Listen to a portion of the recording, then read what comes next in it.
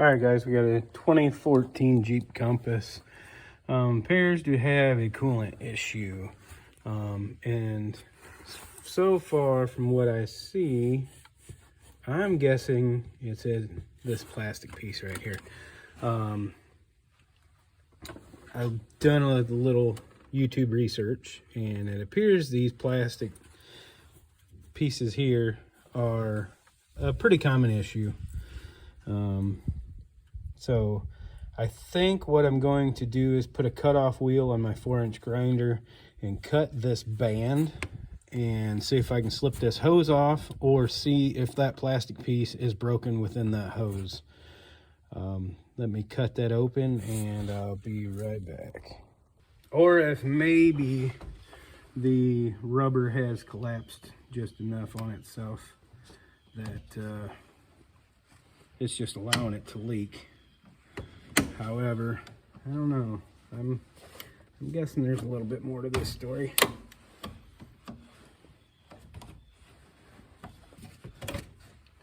Yep, there it is.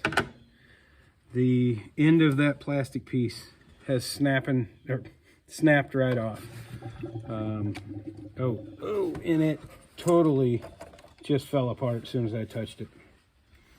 Awesome. So I'll have to trim that off when I get a new piece here. I have found online that you can get just this piece. It doesn't say it's for this vehicle, but it fits. So that's probably what I'm gonna do. I'm gonna go ahead and take my grinder and cut this other side now. And that way I can take this whole thing out.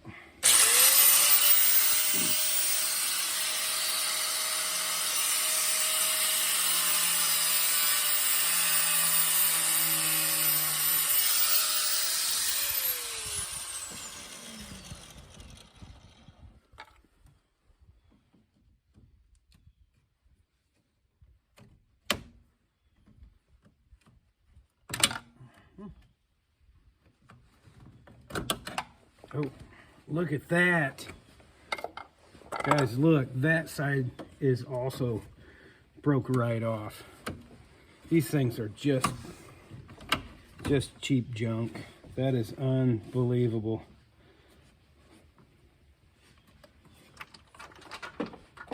Look at that. Wow. All right, so pop this hose off of it. Take a little bit to the face, and I'll have to get a pair of pliers underneath there and squeeze it together to pop this out of there.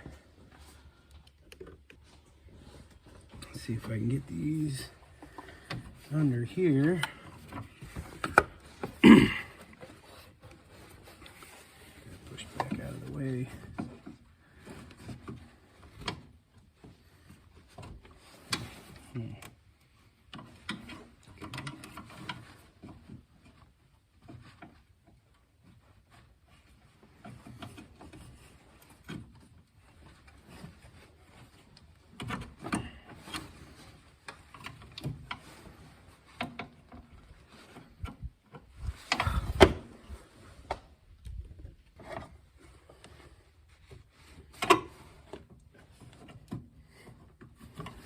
All right, and underneath there, you just got to get on there and squeeze those two tabs together.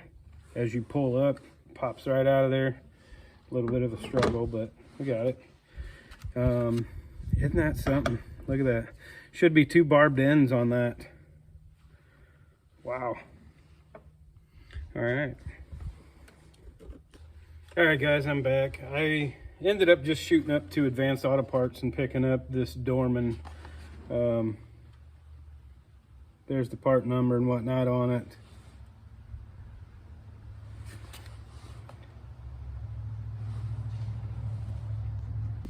It seems to be extremely similar, and I think I'll have no issues with it. putting it on here. It's a little bit different. It's got like a little clip that it pops into, which is actually kind of cool. Except for if I don't put it in there right. But it'll sit in there just like that, just like the old one. One thing is, if you cut it the way I did, which I would suggest just using a pair of little side cuts or something to cut this. But if you do cut it with a grinder or something, don't do what I did. I wasn't careful enough. I cut into that a little bit. So what I'm going to do is cut about a 1/2 inch off the end of that hose. There's plenty of hose here, so I'll be able to push it on far enough. But yeah, I'm just going to trim the end off of that. That way, not that whole cut is still on there. So I think the hose will stay together a little better. All right, I just trimmed off a little bit of the hose with a utility knife. Start popping it. Oh. Got these little...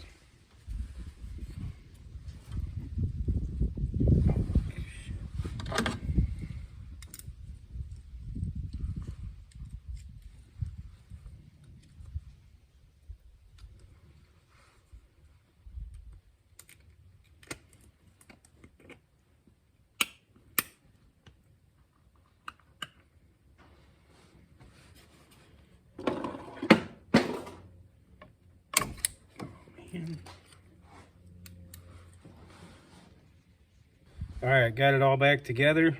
The clamps were a bit of a pain to get in because they had so much throw to them. Like, a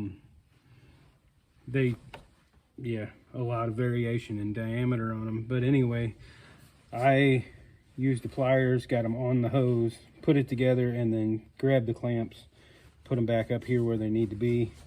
And this hose went on right. And that actually, the base clipped in. I seen another YouTube video that it said that that bottom piece was actually turned 90 degrees, and it was. However, it didn't affect how it clipped in. Like, that base just clipped right in how it was supposed to. I was a little bit bummed that for twice the price of Amazon, it did not come with a radiator cap, but I think this one's just fine, so we're going to reuse that. But yes, it was $35 and some change out the door. Again, that's the Dorman number and information from Advanced Auto Parts. Shout out to the guy that posted another video with this in it, and that's actually how I found that from Advanced. Otherwise, local parts store is about 75 bucks. They wanted to sell you the whole hose, so better off to just use your hoses if they're good. Put this new piece in here and jam her back together. I'm going to fill it with coolant and purge the system, and we should be good to go. All right, now after about a 20-minute drive, or 20-mile drive really, everything seems to be good and repaired. So hopefully this helps somebody out.